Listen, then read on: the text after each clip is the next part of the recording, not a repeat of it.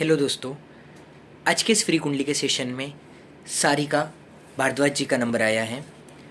इन्होंने कोई क्वेश्चन किया नहीं है, तो इनका ओवरऑल बर्थ चार्ट एनालिसिस हम लोग करने वाले हैं।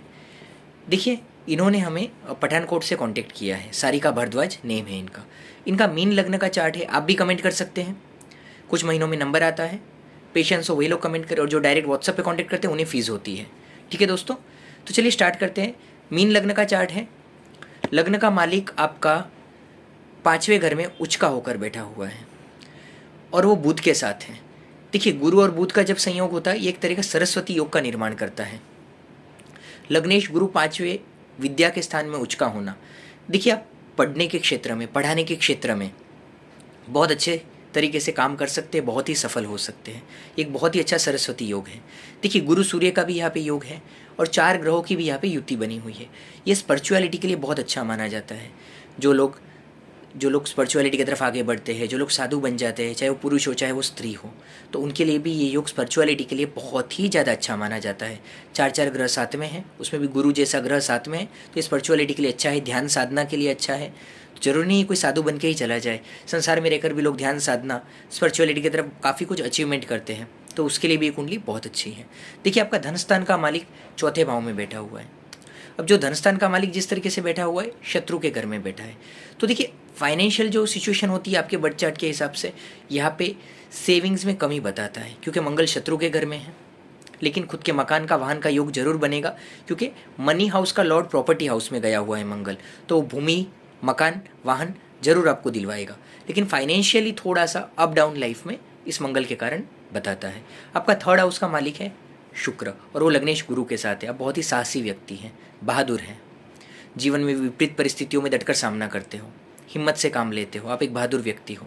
ठीक है, ये एक चीज़ अच्छी है यहाँ पर। अब देखिए, गुरु शुक्र को कुछ ग्रंथों में, जैसे जिनका नाम है वैरना वमड़मा, जैसे कुछ ग्रंथ है उसमें इसको वैभव योग कहा गया है, सब जगह नहीं कहा गया।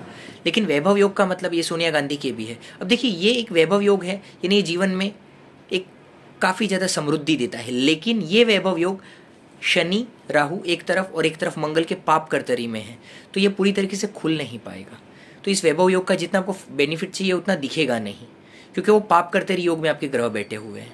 अब जो 5वां घर है, स्टमक का जो हाउस होता है, हेल्थ का मालिक वहाँ पे है, वो भी पाप कर्तरी में है।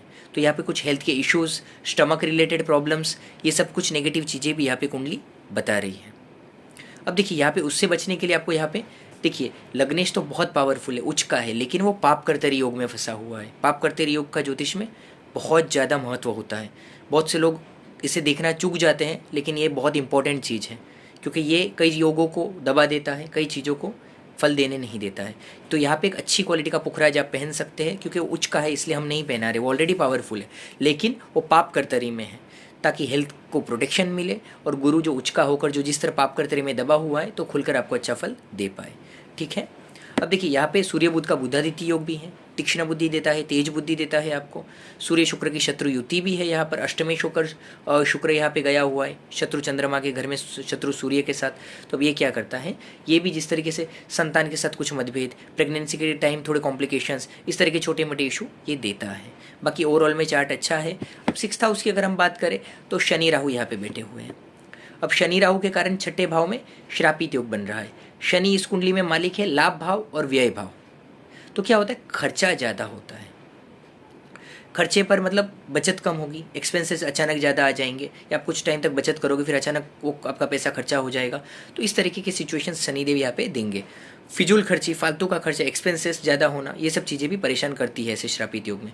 6ठे भाव में है, कमर की तकलीफ एक सर्टेन पॉइंट के बाद देगा, वायु की तकलीफ देगा, बॉडी में जो पेन होता है, स्पेशली कमर की जगह और दूसरी बॉडी में जहाँ दूसरी बॉडी की जगहों पे पेन होना, ये सब वायु की तकलीफ है। ऐसा शनि राहु श्रापित योग में आकर 6ठे भाव में आपको दे सकता है। दूसरी बात, किसी भी तरीके के, देखिए अगर किसी लड़के की कुंडली होती है, जनरल लेडीज़ तो इन चीज़ों से ज़्यादातर दूर रहते हैं, लेकिन अगर लड़ाई झगड़ा हो या कोर्ट कचहरी के मैटर हो, तो ऐसी चीज़ों से ऐसे श्रापित योग में दूर रहने की सलाह दी जाती है, क्योंकि 6ठे भाव में ही श्रापित योग बना हुआ है। तो कई बार इंसान को उसमें कुछ परेशान होना पड़ता है। तो बाकी एज ए लेडीज़, जो ज़्यादातर लेडीज़ हाउस वाइफ होते हैं या कुछ काम कर रहे होते हैं, या तो उसमें ज़्यादातर लेडीज़ की इसमें ये चीज़ें देखने को कम मिलती हैं। देखिए, आपके लाभ भाव में चंद्रमा है, 5म भाव का मालिक है, गुरु चंद्र सामने सामने है, गज केसरी योग भी बन रहा है।